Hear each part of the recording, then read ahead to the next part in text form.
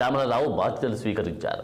AP కొత్త ప్రభుత్వం వచ్చిన తర్వాత టీటీడీ నుంచే ప్రక్షాళన మొదలు పెడతామని చెప్పినటువంటి ముఖ్యమంత్రి చంద్రబాబు ఆ దిశగా నిర్ణయాలు తీసుకుంటున్న వాటిలో భాగంగా కొత్త ఈవోగా శ్యామలరావును నియమిస్తూ నిర్ణయం తీసుకున్నారు.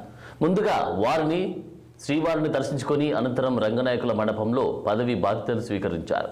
అనంతరం ఈవోగా శ్రీవారి ముందు ప్రమాణం చేశారు.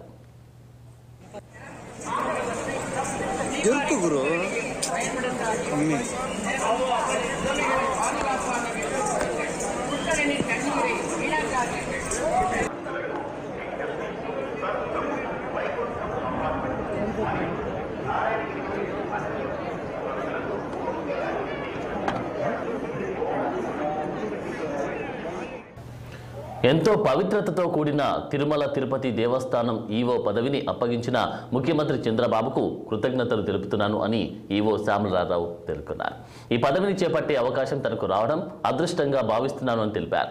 తిరుమల వచ్చే భక్తులు ఎలాంటి సమస్యలు లేకుండా స్వామి వారిని దర్శించుకొని తిరిగి వెళ్లేలా ఏర్పాట్లు కల్పించడంపై దృష్టి సారిస్తామని తెలిపారు. ఈవోగా బాధ్యతాయుతమైన పారదర్శకంగా పనిచేస్తాను అని స్పష్టం చేశారు శ్యామలరావు.